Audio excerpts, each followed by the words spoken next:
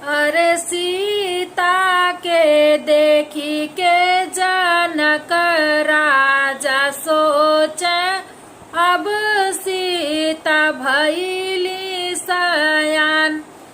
अरे सीता के देखी के जनक राजा सोचे, अब सीता भइली सयान।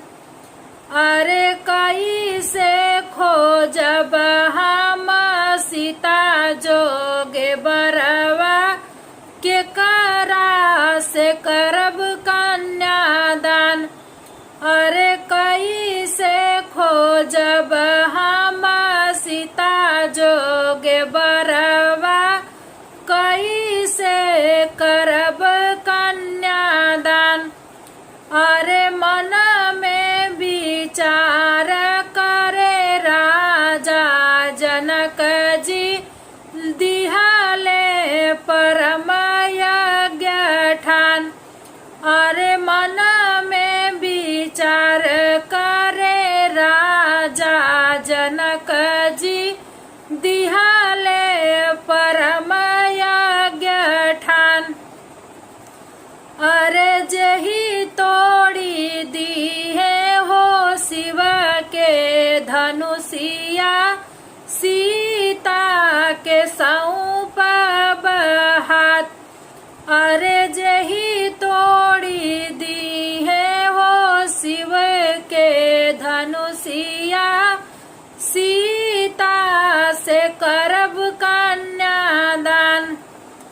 अरे देश देश खबर भेजावई जनक जी, सीता स्वयंवर ठान। अरे देश देश खबर भेजावई जनक जी, सीता स्वयंवर ठान। अरे नगर नगर खबर भेजावई जनक जी, सीता स्वयंवर ठान। अरे नगर नगर खबर भेजावई जनक जी, सीता स्वयंवर ठान। अरे बड़े बड़े वीर आए जनकपुर, धनुष हिलाई नहीं जाए। अरे बड़े बड़े योद्धा वीर आए जनकपुर, धनुष हिलाई नहीं जाए। अरे देखी देखी राजा जनक चकित होई गईले, आखिया झरा झर लोर। अरे देखी देखी जनक चकित होई गईले, आखिया से बहे लागल लोर।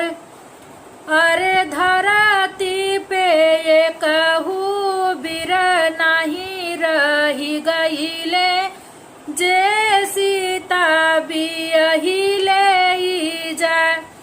अरे धरती पे एकहू वीर नहीं रही गईले, जे सीता बियहिले जाए। अरे तनी बचन जब सुने है लक्ष्मण, तड़पी खड़ा होई जाए। अरे तनी बचन जब सुने है लक्ष्मण, तड़पी खड़ा होई जाए। अरे लखा अरे ऐसन बात राजा बजनी बोला, भैया के होई है अपमान।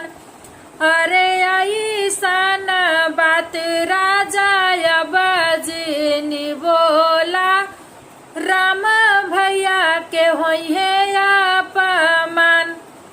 अरे लखना सकाले गुरु जी से लिहाले आशीष। अरे लखन बचन सुनी राम मुस्काले गुरु जी से लिहाले आशीष। अरे एक हाथे धनुष उठाए श्री रामचंद्र पल में दुई खंड हो जाए। अरे एक हाथे धनुष उठाए श्री रामचंद्र पल में दुई खंड हो जाए। अरे गूंजाई धरती हो गूंजे गगनमा देवतान फूल बरसा। अरे गूंजाई धरती हो गूंजे गगनमा देवतान फूल बरसा। अरे भीतरा से निकली है जनक दुलारी हथवा में लिहे जयमाल। अरे भीतरा से निकली है जनक दुलारी हथवा में लिहे जयमाल। अरे देवलोक में देवता मगन होई नाचे धरती पे नर और नार।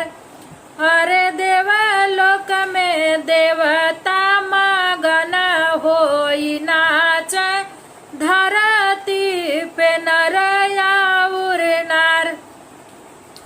अरे आजू के दिनवा सगुन होई गईले सीता संग राम के बिया।